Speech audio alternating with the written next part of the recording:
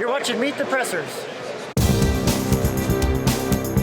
Meet the Pressers with Matt Mallory and Clint Macro. Brought to you by Public Safety and Education and the Trigger Pressers Union. And now, your hosts.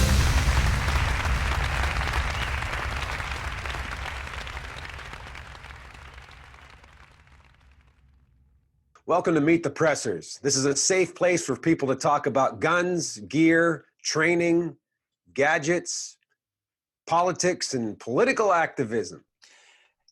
And I'm Matt Mallory, and my co-host Clint Macro here have a special guest today, Dominic Giacona. He's a local attorney in the Syracuse area where I'm based out of, and we're going to talk a little bit about New York State and the lawsuit at SCOTUS. This episode of Meet the Pressers is made possible with the generous support of Mantis X. Mantis X helps shooters suck less. Kel-Tec, Next Level Training, ASP, Saber Red, and the Law of Self-Defense. Car Firearms Group, the Safer, Faster Defense Responder 2.0. Shooter Technology Group, and Henry Rifles. Thank you. Yeah, thanks for having me on, guys. And it's a really interesting case development, this progression over the past few years or so. This case, New York State Rifle versus the City of New York, it came to be because of a local city ordinance in New York City that prohibited law-abiding citizens with premises license for their handguns to transport them outside of the city limits. There were some provisions in the local law that permitted them those legally law-abiding citizens who had the premises license to transport them to various ranges, and there's some other exceptions. The problem was there's only like 6 gun ranges within the city of New York. You have millions of people, and it's a significant problem and a hindrance. People that want to train with their handguns and sharpen their self-defense skills are really restricted from doing so because they can only do it within the city limits. It was overcrowded. And what they also found is some of these surrounding gun ranges in the New Jersey area were much more fit to provide proper self-defense. You could shoot using moving targets, moving self-defense tactics could be taught because the ranges were generally larger and more accommodating. So these premises holders, what they wanted to do is they wanted to transport their handguns locked in their vehicles, unloaded, to these premises outside of the city of New York, and this local ordinance in the city prohibited it. Meanwhile, the New York State Rifle and Pistol Association challenged the validity of that local ordinance. It went through the federal court system up to the Second Court of Appeals for the U.S. District Second Court, and which is it's the rung right below the United States Supreme Court. The second district has a history of not applying the proper standards in law to questions of legality when it comes to Second Amendment infringing legislation. It's generally known that although the standards that have been dictated by SCOTUS are a bit unworkable and cumbersome, and there's not complete agreement among the courts of appeals as to how to apply a Second Amendment scrutiny standard.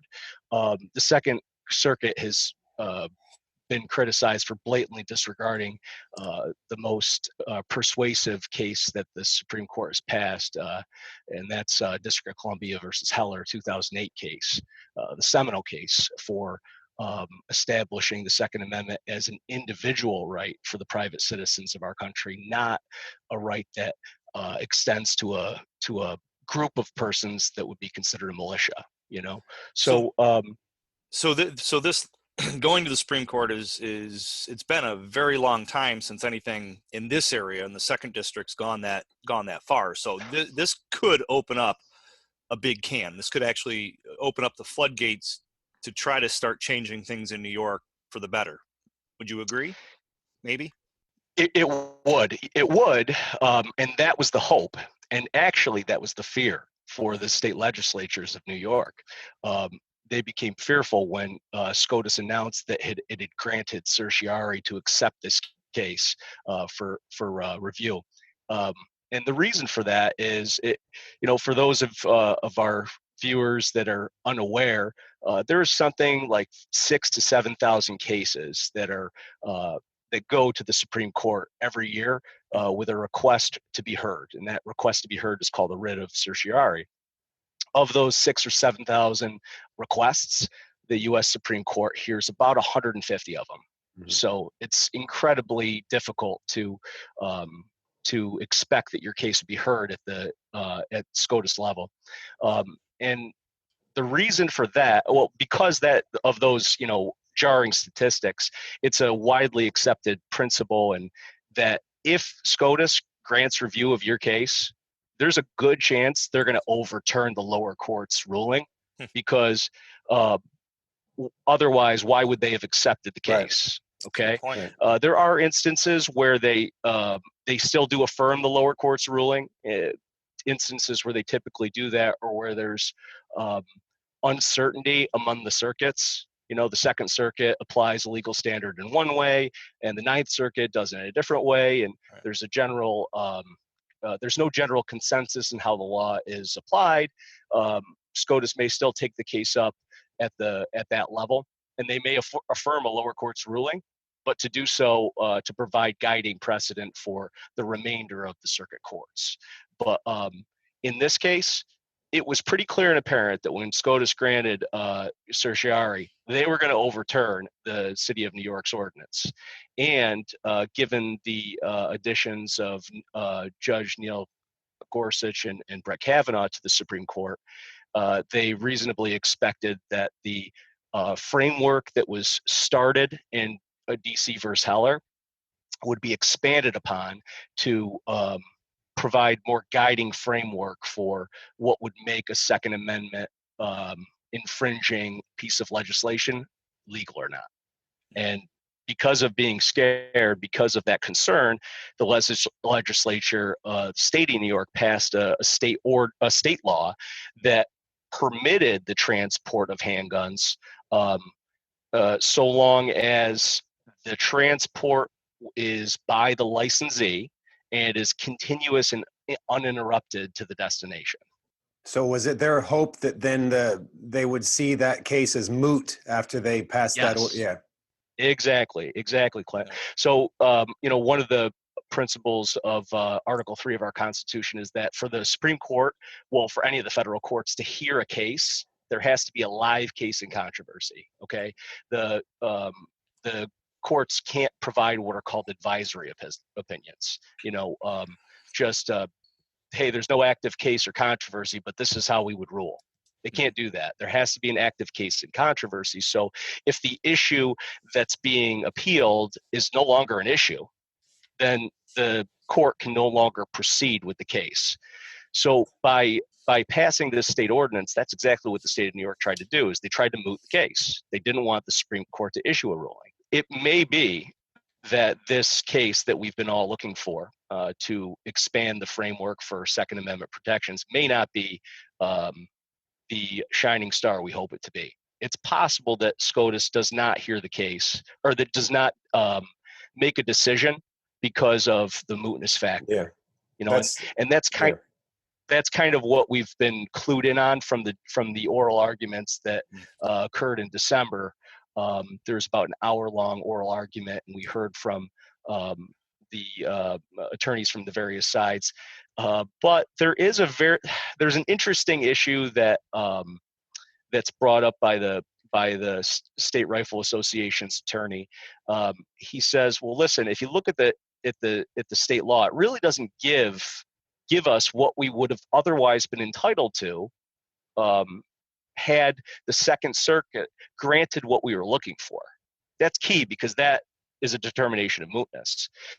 And what he's using to justify that position is in the state law, the new one that was passed, it's this clause that says continuous and uninterrupted travel is permitted. Well, what does that mean?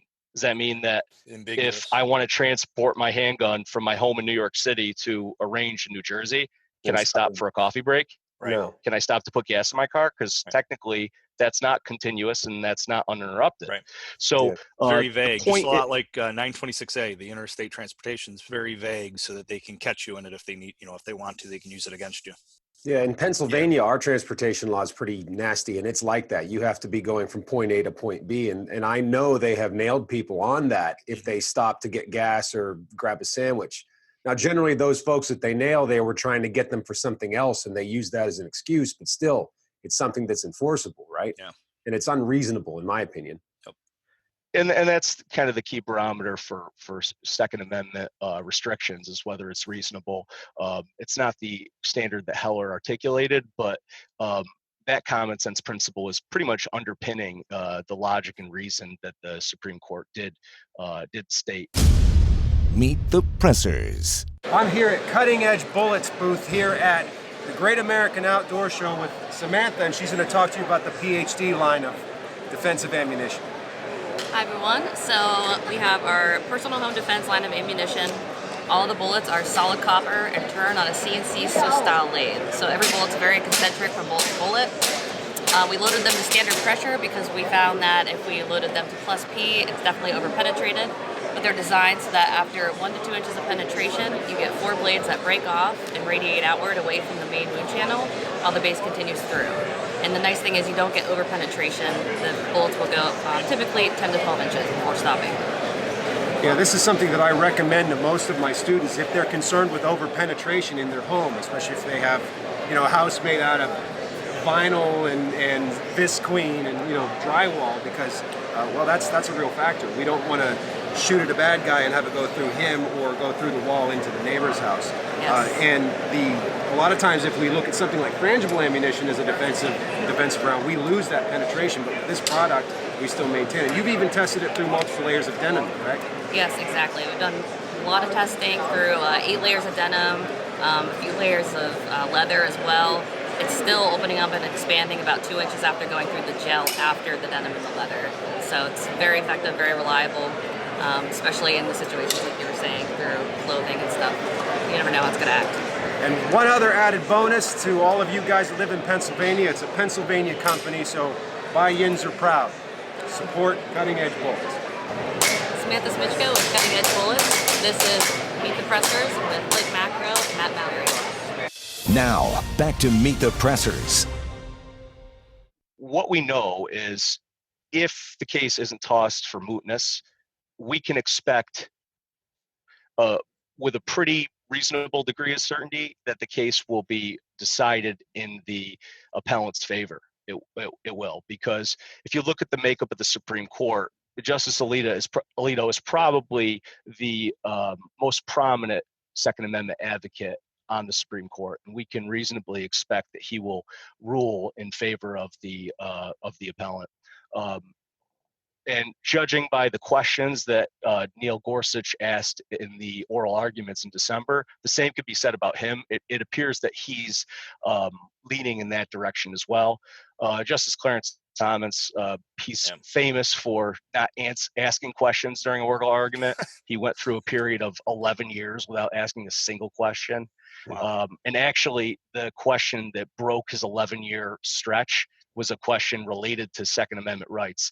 He's widely considered to be a large proponent for Second Amendment rights and protections. So we can consider him to be in our corner as well. And although Justice Kavanaugh didn't ask any questions that would clue us into how he would rule, we can reasonably anticipate that he will issue a ruling that would be in the appellant's favor as well. What a lot of people may not be aware is that after DC versus Heller was passed in 2008, there was a second Heller case that came before the up to the Second Circuit. And it basically was challenging the 10-round capacity that the District of Columbia limited ARs to have, and Heller brought that up to the Second Circuit. Although the Second Circuit ruled against him and the Supreme Court didn't grant certiorari, Kavanaugh was a dissenting justice in that second Heller case. And his dissent is very interesting. And it's clear that he would have struck down that restriction as an undue burden on an individual's right to keep and bear arms for self-defense. So we can reasonably expect that Kavanaugh would rule for the appellant as well. Really, in my view, from reading oral argument and kind of assessing the judge's history in their opinions, it seems like Roberts is probably the swing vote. And it does appear that Roberts is in favor of striking down the law, but I couldn't get an indication from the oral argument what his opinion was on the question of mootness. Well, so, what I know of Justice Roberts is he's kind of very unpredictable. Yep. I think that's fair to say. The mootness factor, that's something that really is concerning, because I know here in Pittsburgh, Firearms Owners Against Crime sued the city of Pittsburgh, and that case knocked the ordinances down, and the case with Allegheny County Sportsman's League was considered moot because of the Firearms Owners Against Crime case knocking the ordinances down. So the Judge James, he didn't say yes, didn't say no. It was like, nah, it's moot, and there it goes. So we went ahead and appealed it, but at the Supreme Court level, there's nowhere to appeal, right? Yeah, if your writ of certiorari isn't granted by SCOTUS, you have no other relief. The case is done. This year, 2020, is going to be a fascinating, very interesting year for gun control and gun rights advocates. This is not the only case that's in the circuits that has the potential to go up to the SCOTUS level. So even if the Supreme Court tosses the case for mootness, there's several other cases in the circuits waiting in the wings for a potential certiorari review by SCOTUS. And then on top of that, you have the 2020 election that's coming up, and that could also very well dictate the future of gun rights in this country for 50 years. Yeah. 50 years, really, because if you look at it right now, I'm going through the justices. Of course, there's 9 of them. I named Kavanaugh, Alito, Gorsuch, and Thomas as clear Second Amendment advocates. Okay, that's 4. You need a 5-4 decision to prevail in your case at the Supreme Court level. And Ruth Bader Ginsburg, as everybody knows, is she's in her early to mid 90s at this point. She's suffered some bouts of cancer. She is a staunch proponent of gun control, and she's one of our most liberal judges. It's reasonable to expect that the next president that's elected will have the opportunity to replace her. And if it is a conservative, if it's a Republican president that has an opportunity to appoint a conservative judge, you can see Second Amendment legislation. There will be a case that will be articulated and passed down to provide a guiding precedent. My firm is, I'm a solo practitioner here in Auburn, New York, law firm of Dominic Giacona, PC. You can Google me and get all my particular contact info. I'm not big on social media, which may be shocking, and I'm not big on web presence. Knock on wood, thank God. Haven't had to be in order to have a business here locally. Yeah, thank you both for having me on. It was a pleasure. No problem. Take care. I'm Lauren Harnett with Athena Defense, and this is Meet the Pressers with Matt Mallory and Clint Macro. Meet the Pressers. There are a lot of subtle features in there. We're looking at like 5 pounds, 6 ounces with a basic red dot and a sling unloaded. Very cool. So it's super light, man. Right. That's like, I mean, my AR, no way. Yeah, exactly. That's the point. What we've done on the receiver, we've improved the grip angle from the earlier Cav Arms and GWAX guns, so it's based on some of the popular pistol grips that are out today. Right. Flared out the mag well. Okay, a little easier transition to get it in. Yep. We've got sling attachment points in the stock that are better than the previous ones. We've got storage in the back of the stock, for a cleaning kit, spare parts, 3 rounds of ammo, whatever you want. Right. Trigger is a KE Arms SLT. It's a fantastic trigger pull, has a 45-degree safety throw, and you can engage the safety whether the rifle's been fired or not. Yeah, well, you mentioned that. That's a great feature. Fully ambidextrous controls. So you got your ambi bolt release and your regular mag release, and then flipping it over, we got our regular bolt release and our ambi mag release. Neat. No forward assist, I noticed that. No forward assist, not necessary. Right. But we actually have a fully chrome-lined bolt carrier group in it, which is, again, something that Colt did originally, and the technology wasn't quite there. They had problems with the chrome plating process, and it would start to flake off. Chrome was a great idea. Now that we can do it reliably and properly, we really like that concept. We have a fully captured JP capture recoil system in there. It is a carbine buffer system, not rifle, because part of the idea of this receiver is building to match the material that you're using, or designing to match the material. We need more material back here to support the action of the buffer than you would with other materials. So that's why we have a carbine system. But having the captured recoil system, among other things, allows us to get rid of the buffer detent. Every once in a while, those buffer detents go boink, and when they do, they fall right into the fire condition group, and they mess it up. Muck it up. Yep. We've got our own ambidextrous charging handle on there with a little bit of gas shield, carbon fiber handguard. Beautiful. Super nice light. Smooth, yeah, light. Yep. These are all M-LOK slots, so you can stick a flashlight on. You can stick a piece of rail for a bipod. Pencil weight barrel. This is one of the big things. That's Now, this one, we're using Faxon's barrels. This one has the permanent integral flash hider, which we use because we had it available when we were building the mock-up. We're actually going to use a 16-inch barrel with regular half 28 threads. And I think we're going to go with a titanium basic flash hider. But anyone can pull that off, put on a suppressor, put on their own muzzle device if they prefer, and we keep the light weight by using titanium out there on the muzzle brake. And I also noticed there's no sights, and I think we agree on something there. So you can put on backup irons if you want.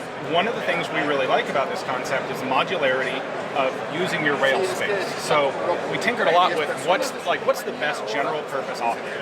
And the conclusion that we came to, which won't be what everyone does, but our conclusion was a basic red dot right about here has no eye relief. That's one of the big things that a red dot has over a variable power optic that can go down to 1 is even a 1 power optic, you still have an eye box. You still have to get your head in the right position to see through it. With a red dot, you can be in any sort of weird shooting position and you can still see your sight. If you want magnification, you drop a magnifier back here. We have a picture of one right there on that rifle. You can get one on a flip over mount. If you don't want it, you don't use it. It's back.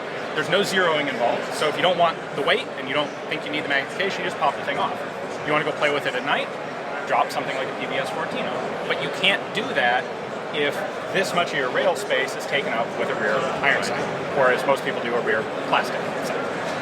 Now, if you want that, great. Like fly and be free, go for it. You can stick a piece of rail here, put on a front sight, put on a rear sight. It tucks right in, real nice. If you need to do something with your support hand, open a door, control someone, deal with a dog, anything, you can shoot that rifle one-handed without any trouble. Well, that's always been my criticism of using a long gun as a home defense tool. You know, not many people can actually wield it one-handed and like hold a cell phone or keep a child behind them or something. This definitely gives you that option. That one you can. Well, I thank you for coming up with the design on this, man. You know, all of your experience of looking at all kinds of different guns, I'm sure you were able to kind of see what worked and what hasn't worked throughout history. This is absolutely a collaborative process between myself and my co-host Carl Casarda. We spent like a year working on this initial rifle. And what we ended up with was way better than what we expected that we would have. Through KE Arms, we were able to put together a group of investors willing to pony up the cash to make new mold tooling. We have our improved, this is the Mark III receiver. And that's what made the project really possible. This is Russell from KE Arms, and he's heavily involved in the development and the engineering of this rifle. What's the biggest surprise that you had in this development? What was the biggest? Yeah, we did it. What was the challenge, maybe engineering-wise? It's more like the gestalt of putting everything together, right? So like the whole is greater than the sum of the parts. So when you get the complete rifle together, like Ian talked about, The handling, the balance, everything is so much greater than any one of the components are by themselves. Like the ambi charging handle, very simple design with that spring latch on the other side. There's no lever to actuate to disengage it, but it stays in place while you're shooting. Ambi mag release, so I'm a left-handed shooter myself like Ian, much easier to actuate. This is the SLT1. It differs from a traditional trigger in that it eliminates the disconnector. It has instead what's called a SearLink technology system that's isolated in the front forward part of the housing you can't see. So under recoil and with the bolt cycling, the hammer can come all the way back and not impact any other parts of the fire control group. Components here are isolated from dirt and debris, so it's a lot harder for it to become fouled and inoperable through heavy shooting in a blowback PCC system, or through just debris that would enter the rifle in the field. Primers and all kinds of, right. nastiness. It does have a nice 4.5 pound trigger. You can put it on safe with the hammer forward. So if you have a malfunction, you need to clear it, you need to transition, you can always put it on safe. You don't have to think about what is the state of the rifle. Brownells stepped up and thought it was a cool thing, and so Brownells is our exclusive distributor. And with their support behind it, it's a very exciting project. Awesome. Any idea when they'll be hitting the streets to purchase? Q2. I'm looking forward to that. I definitely want to pick one up. Well, you can learn more about the rifle on your website, Brownell's website. We'll put some information on Meet the Pressers as well. So this is Clint and Ian, and Matt's running the camera right now from Meet the Pressers. We'll talk to you soon. Hey everybody, Matt, Meet the Pressers. We are here at the Kel-Tec booth at 2020 SHOT Show and with Chad Enos, a good friend of mine, and he's going to go over the P17 and tell you all about it. Yeah, so this year at 2020 SHOT Show, we're introducing the P17. We've actually started shipping these already, so some people already have them, they already know about it, but at SHOT Show, this is where the industry's at. So funneling all into here. So the P17 is a 22 long rifle, compact pistol. It's got a lot of bells and whistles, which I'll go over with you here in a second. But it comes with 3 16-round magazines. It's got a fiber optic front sight. It's got an adjustable rear sight for both windage and elevation. It's ambi safety, ambi mag release, a paddle style, like HK style. And it's got a threaded barrel. And it'll come with an adapter, so half 28 adapter. So you can put that on there, stick your can on there, have a really good time with it. And then of course, last but not least, it's got a pick rail on the bottom. So I'm going to put a flashlight on there. It's awesome for experienced shooters to train with on a budget. So you buy a bucket of bullets for nothing, you go to the range, and you can do some training or whatever, so you're not burning your 9mm or whatever. Trigger time. Yeah, get some trigger time. And speaking of triggers, it's got an excellent trigger in it too. Not that you guys would know because you're not here, but you should be. But yeah, and the best part about this gun is the MSRP is $199.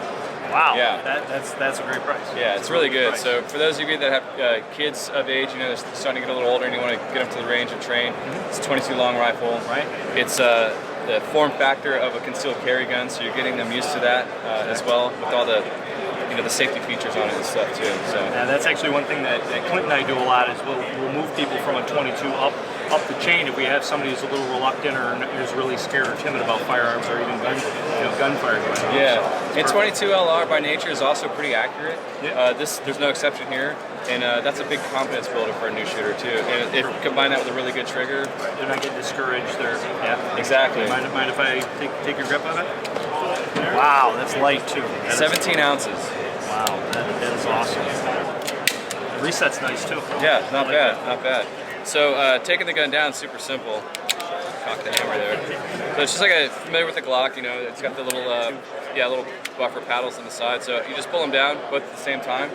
Pull the slide back. You're done. Yeah, that's it. Super simple. And the weight of it, I'm assuming, because you got rid of a lot here and you're using the polymer on the bottom. Exactly. Yeah, the only metal parts are the important ones. The heaviest parts are the barrel block, and then of course the slide and the bolt. That's it. That's really genius. So we were able to keep it at 17 ounces to keep the MSRP at $199. So you pick them up at a gun shop for $1.20, $1.30 or something. That's amazing. P17, check them out. We're shipping now. Super. Thanks for having us on. Sure, man. Check them out. There's a lot of sponsors that make this show possible, like Mantis. Make sure you check them out and give them your business. This episode of Meet the Pressers is made possible with the generous support of Mantis X. Mantis X helps shooters suck less. Kel-Tec, Next Level Training, ASP, Saber Red, and the Law of Self-Defense. Car Firearms Group, the Safer, Faster Defense Responder 2.0, Shooter Technology Group, and Henry Rifles. Thank you. Thanks for watching the show. Make sure you like, comment, follow, share, click the little bell. Check us out on Patreon, give us your support there. Heck, come to one of our classes or host us for a class at your location. And until next time, this is Meet the Pressers. It works. Thank you for watching Meet the Pressers.